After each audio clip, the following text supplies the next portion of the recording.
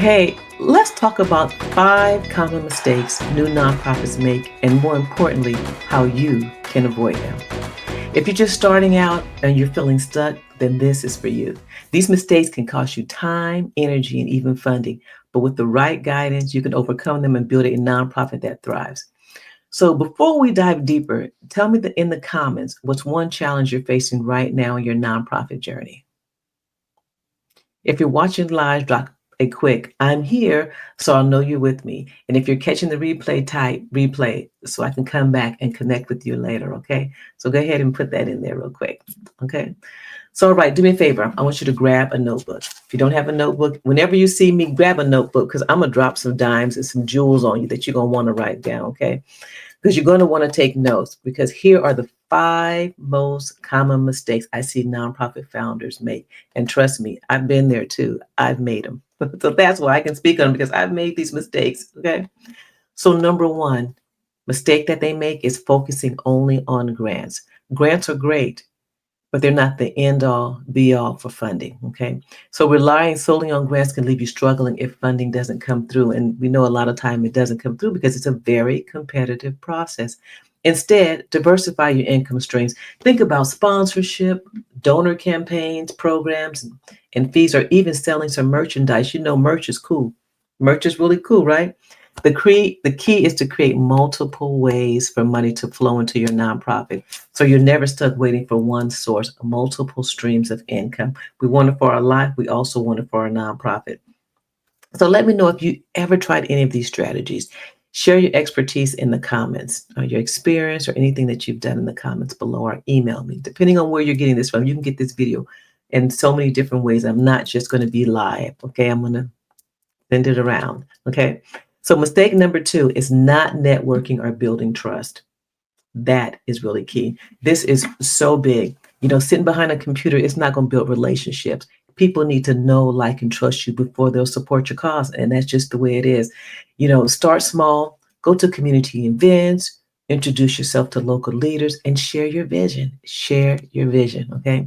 Network isn't just about asking for help. It's about building genuine connections that can lead to partnerships and opportunities.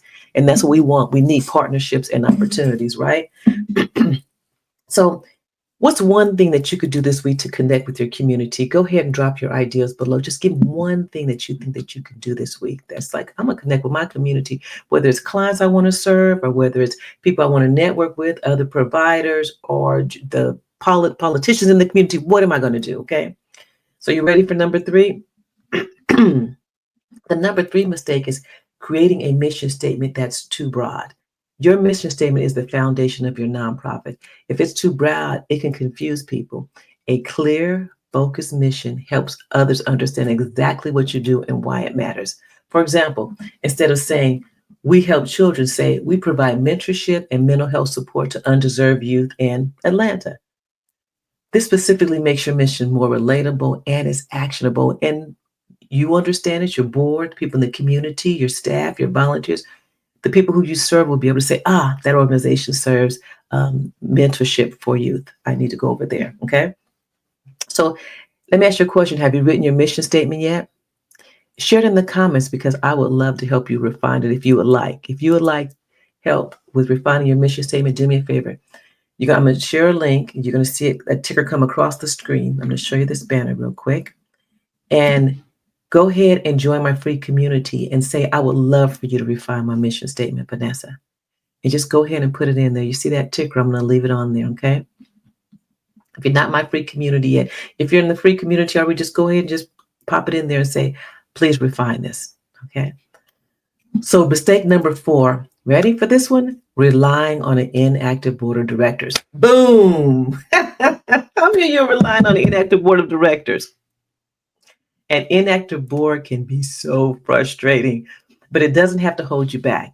While your board is supposed to help with governance and fundraising, sometimes they're just not as involved as you like. The good news, you can still succeed.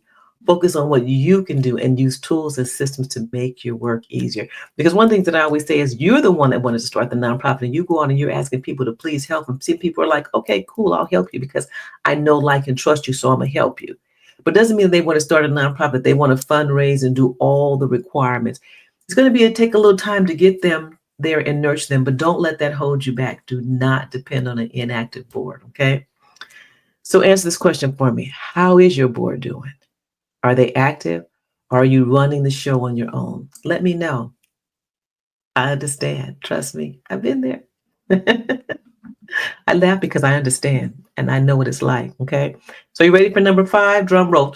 Number 5, not prioritizing self-care as a leader. Oh, running a nonprofit is hard work and burnout is real. Let me repeat that again.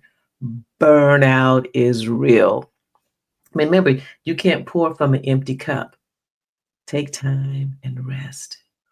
Set boundaries, and don't be afraid to ask for help. Self care isn't just about bubble baths, it's about protecting your energy so you can keep serving your mission because you got to have when you're out there and you're working with all the different people, you got to have all kinds of energy coming at you, and you've got to protect your energy. Okay. So, what's one self care activity you'll commit to this week? Okay. And let's keep each other accountable. Write it in your notebook. Okay. I want you to get a notebook just for visionaries building legacy. If you're a visionary, get your notebook and write it down in there. Okay.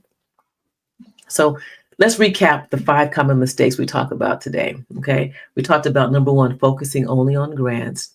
Number 2, not networking or building community trust. Number 3, creating a mission statement that's too broad. Number 4, relying on an inactive board. And number 5, not prioritizing self care as a leader. Okay. So which one of these really resonates with you the most? I'm going to ask you to drop it in the comments because I'd love to hear from you. And again, drop it in the community, drop it into our free community. And if you're in our paid community, put it in our paid community. This is for everyone, okay? So if you're ready to dive deeper and get the tools and support you need to avoid this mistake, I've been talking about our free community, Visionaries Building Legacy. We have a free community and you can click the link below. It's a safe place to connect with other nonprofit founders and get the guidance you need to succeed. And if you're looking for step-by-step help, we got lots of courses in there, and we do, guess what? We do Q&As. Yes, we do. We do Q&As where you can come and you can ask me anything you want to ask, or if I have another person around speaker, you can ask them too, okay? It's about helping you build a sustainable nonprofit from the ground up. Because if you are fulfilling your purpose and your vision, you will help make this world a better place, okay? So thank you so much for joining me today. Thank you for listening to me. If you found this helpful, share with fellow visionaries who might need some help, okay? And don't forget to tune into my next live session. Until then, keep dreaming big and building your legacy. You've got this. Until I talk to you and see you again, peace.